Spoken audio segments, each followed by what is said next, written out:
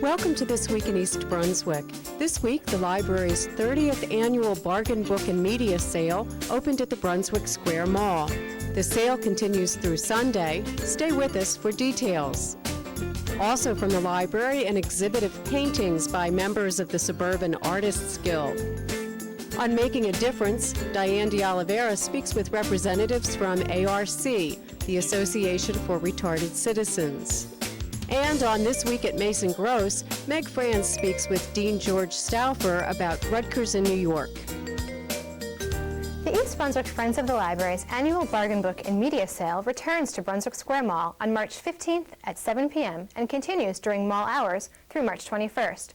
Browse through 50,000 books of all kinds for adults and children, plus videos, video games, CDs, audiobooks, and computer software, all at a fraction of their original cost.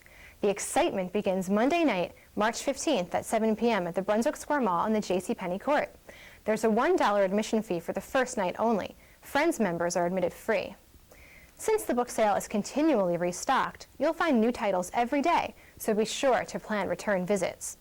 There will also be free puppet shows for children on March 17th and 18th at 7 and 7:30 p.m. For the best buys of the year in books, videos, CDs, and so much more, come to the Friends of the Library's Bargain Book and Media Sale, March 15th through 21st at Brunswick Square Mall.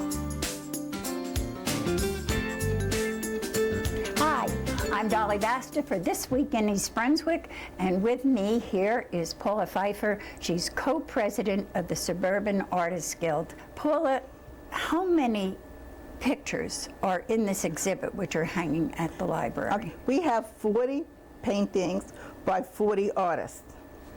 We're all members of SAG, the Suburban Artists Guild. Now, before I go further with that, you're also known by another name. Yes, P.D. Swelt. And the story is cute, why you decided to go by that. How about sharing? Oh, I decided to be P.D. Swelt when I was very young. I wanted to be an artist of my own, not of my parents, and of course not later as my husband's. So I picked the name P.D. Swelt because this way you wouldn't be able to tell if I was a male or female. And I've been that name all my life. So what do they call you, PD? PD. Really? Yes. And I'm registered also in the state of New Jersey with that name. Oh, terrific. I think that's really a neat thing. All right, back to the Suburban Guild. How many people are artists are connected with the guild We itself? have 64 members at present, and we're growing. Well, how do you go about getting into the group? Anybody could join, just have to have an interest in art. You could be at any level, and you could participate as much as you want. We have shows, we have also juried shows, and we have meetings where people come and learn. Now, the pictures that represent this exhibit, some of them are here. In fact, I believe this one right here is yours. Yes.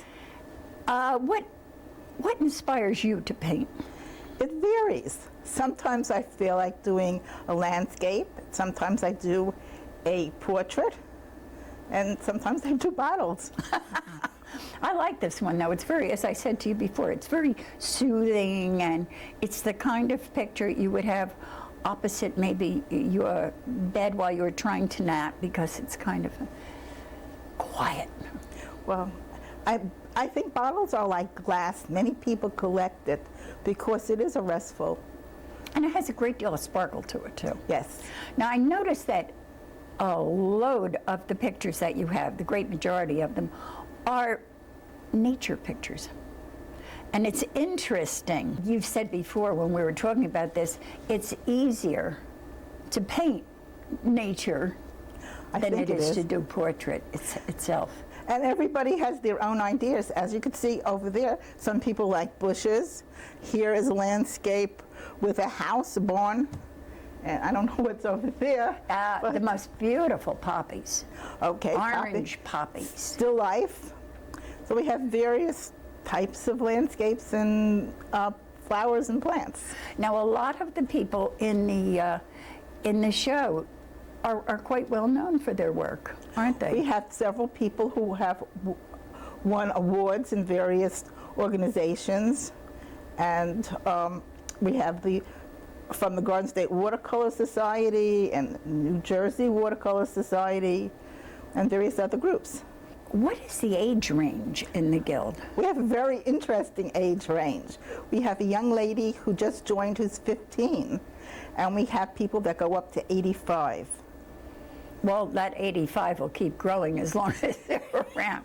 But I find that very interesting, and I have discovered in looking at a lot of recent artwork that it's done by older people.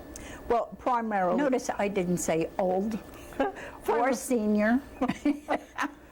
Well, primarily our group is composed of seniors, but if you're younger, we accept you. And it's really a great place to meet other artists and show your work. And many of the younger people today, you said a 15-year-old just joined, they're extremely talented, the young she's people. wonderful. I've seen some wonderful work done by them. But she's wonderful. She's outside. Her work is just beautiful. Well, let's recap for just a moment.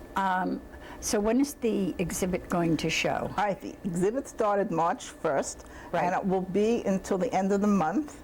And we also are having a reception, and everybody is welcome. It's going to be March 21st, Sunday, from 2 to 4. And also, I wanted to remind you, we're going to have additional paintings at the reception. So to all of you out there, I know you come to the library a lot, but don't miss this exhibit. It really is wonderful. And listen, come the day of the reception. I'll see you then. In the meantime, take care.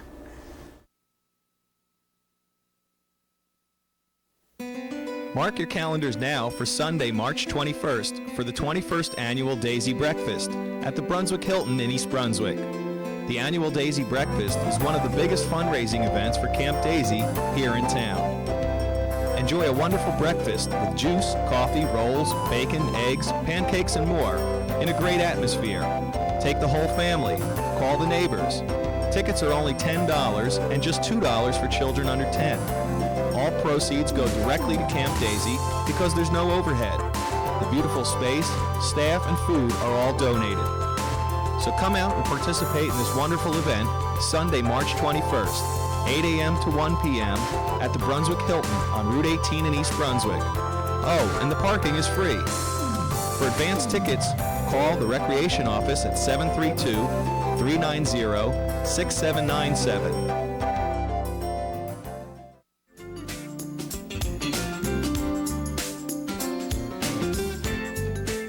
March is National Mental Retardation Awareness Month, and joining me today to talk about that from the A.R.C. of Middlesex County is the Executive Director, Richard Sheridan, and also the Director of Development, Cindy Hollander. Thank you for being with me today.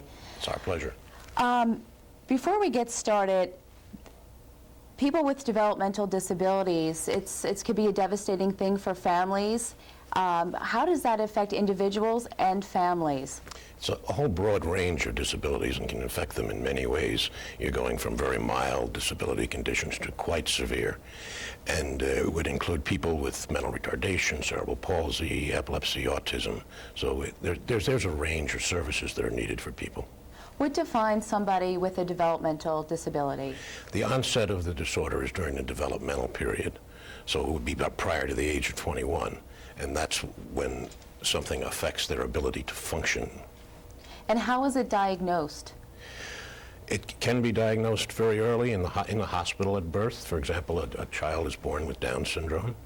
It can be when they get to school and they're having cognitive difficulties and not keeping up with their classmates. It can be physical disability conditions that you'll notice when a child doesn't stand or doesn't walk at the proper time. So again, it's a broad range of things. How many Americans are affected by this? We've used estimates in terms of like almost 3% of the population. 3%? At least. So it's a difficult number to pin down. I think they say it's about 1 in 10 people have a family member that's affected by it. And Cindy, one of the things that the A.R.C. does every year and is so proud to do is a walkathon, and you have that coming up on Sunday, May 16th at Roosevelt Park in Edison. How long is the walk? It's 1 to 3 miles, and we keep it very short so that our participants could get involved. And we had over 300 people there last year. The Masons and M&Ms are our two big statewide sponsors. It is a statewide event. All counties get involved. And for people who do want to get involved in this walkathon, what do they have to do?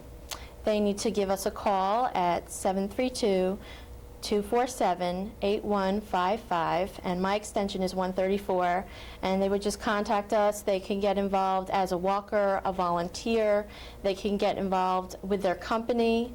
A lot of companies, Johnson & Johnson and Enterprise Rent-A-Car, both bring large walk teams. And it's, it's fun. It's a fun day out. How much are you hoping to raise through this event? Well, last year we raised $28,000, and the first year, which was the year before, we raised $22,500.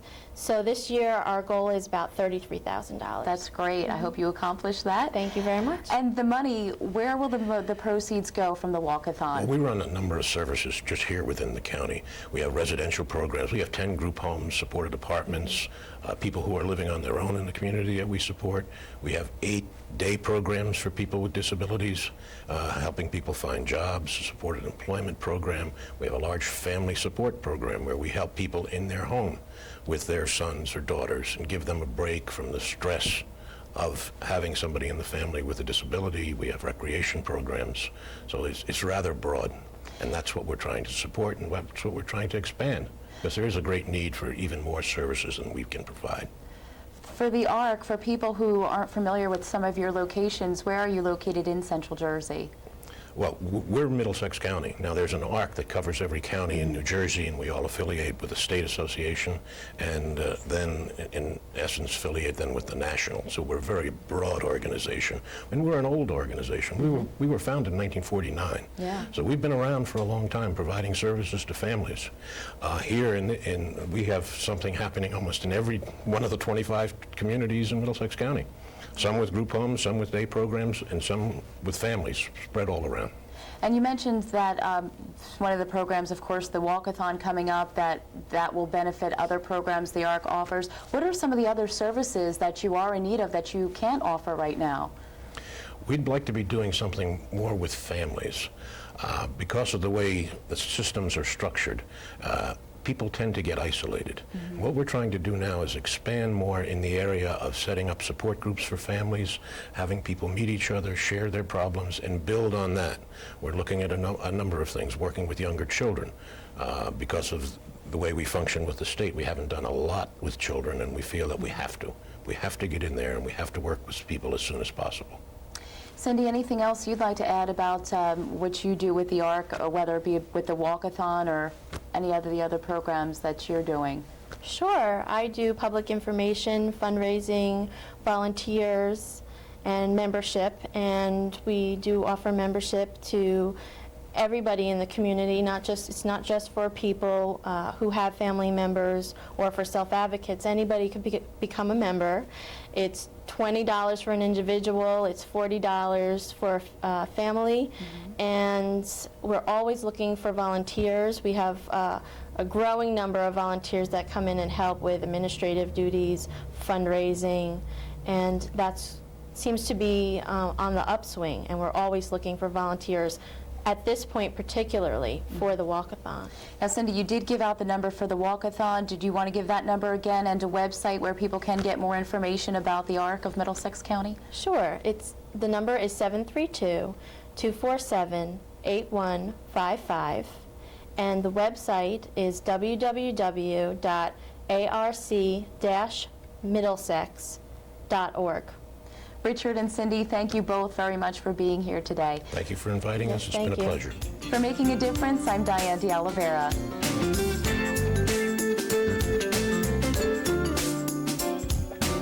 Ready for some bargains? Well, I'm Julie Angeline at the 30th Anniversary Bargain Book Sale, and I spoke with a few of these people before they came in. Let's go. Hi, Larry. So what are you looking for here at the Bargain Book Sale? Well, of course, I'm looking for books. I'm a history teacher, and I want to get my students knowing that there are these strange things called books. And I decorate my classroom with books. and I try to get my kids to read. I assign 2 to 3 books every year. I have standard students and honors students. The honors students read 4 books a year in my class. The standard read 2 books a year, and I get many of the books here. And I do keep a library in my classroom, and I think reading is very important, and young people have to get back into the idea of reading, not just in textbooks, but reading for pleasure and for knowledge. How did you find out about this bargain book sale? I've known about it for 3 or 4 years because some friends of mine work in it, and I've come here for the last 2 years to try to get into the front of the line.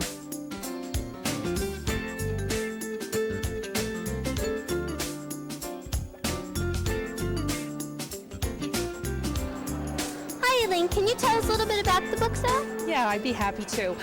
This is opening night. It's Monday night, and it is our 30th annual book sale.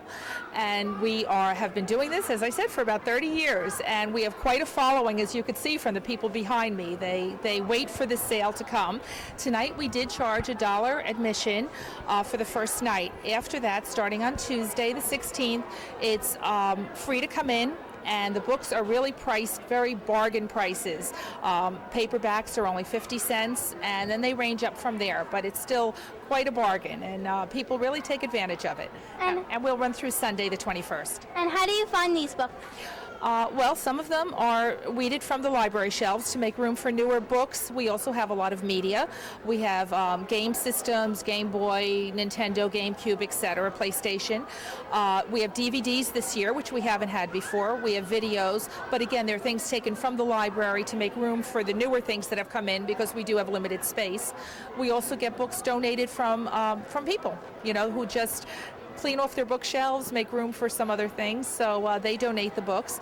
We sort all year long, and then they get stored in a mini storage, and then we rent trucks and we load them onto the trucks and bring them here to the mall on the Sunday night, and we set it up within a matter of a few hours. It's pretty amazing to see. I'm looking at the Xbox video games and books, mostly psychology books and stuff. How long have you been coming here? I've been coming to the book sale for about 5 years now. Okay, I'm a doll collector, so I'm looking for some books to help me with my hobby. And I also collect children's vintage books because I like antique books. I also look for that too. And there's always a good selection here, so I always find a lot of great stuff here. Hi, Mark. So what are you looking for here? Children's books and computerware, software. And why are you looking for these items? For my 6-year-old son, Anthony. How long have you been coming here? This will be about our 3rd or 4th year.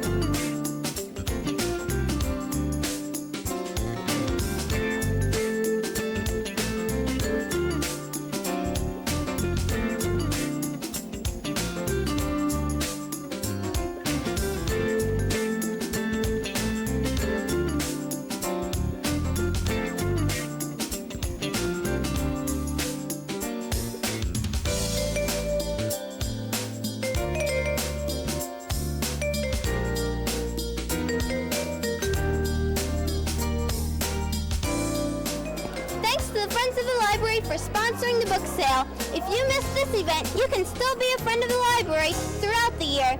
There are also many treasures to be found at our library. Check them out. Get it? This is Jillian Angeline for This Week in East Brunswick.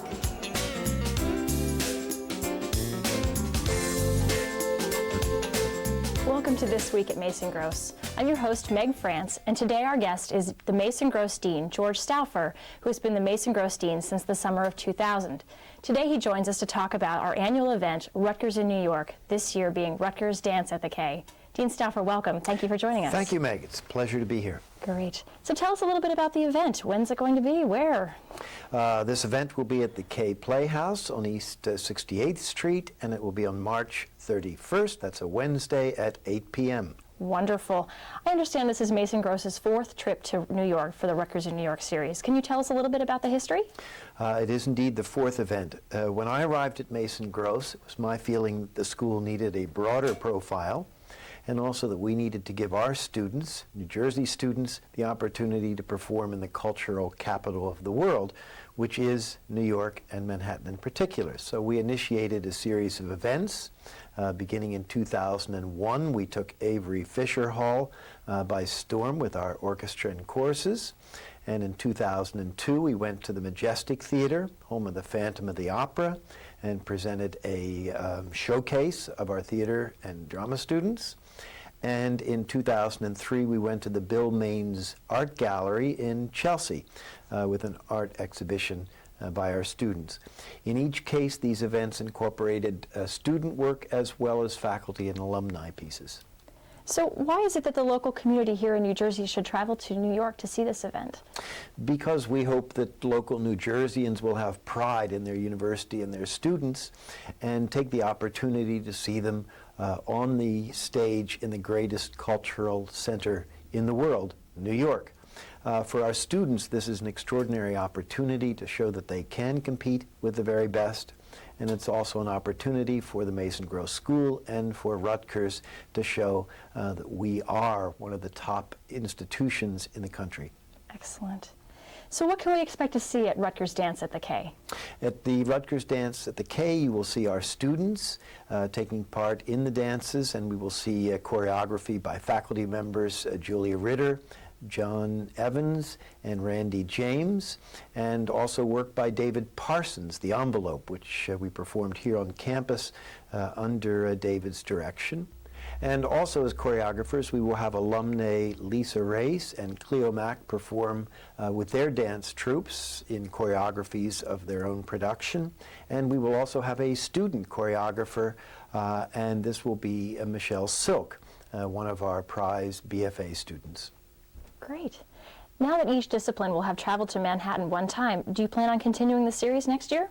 Yes, absolutely. Music is next in the cycle, coming up for their second time, and we are looking to Carnegie Hall for a concert with our orchestra and our choruses and perhaps some other ensembles as well. Great. Dean Stauffer, how can one go about purchasing tickets for this event? One can obtain tickets directly at the K box office at 68th and Lexington, or one can call the K box office and reserve tickets. That number is 212-772-4448. Or one can find information by calling our box office number, and that is 732-932-7511. Or one can go on the web and find information at www.rutgersinnewyork.com. Great. Dean Stauffer, thank you so much for being a guest with us today. We really appreciate it. Again, the date for the Rutgers in New York event, Dance at the K, is March 31st at 8 p.m. at the K Playhouse in Manhattan. And for further information, you can call 732-932-7511 or visit the web at www.rutgersinnewyork.com. We'll close this week with scenes from the puppet show given earlier this week at the Brunswick Square Mall by the library Puppeteers. Don't miss the library's bargain book and media sale, now on at the Penny's end of the mall through Sunday. Thanks for watching. Did you ever see a bee with a sunburned bee down by the bay, where the watermelons grow? Back to my home I dare not go, for if I do, my mother will say. Did you ever see a moose kissing a goose down by the bay, where the watermelons grow?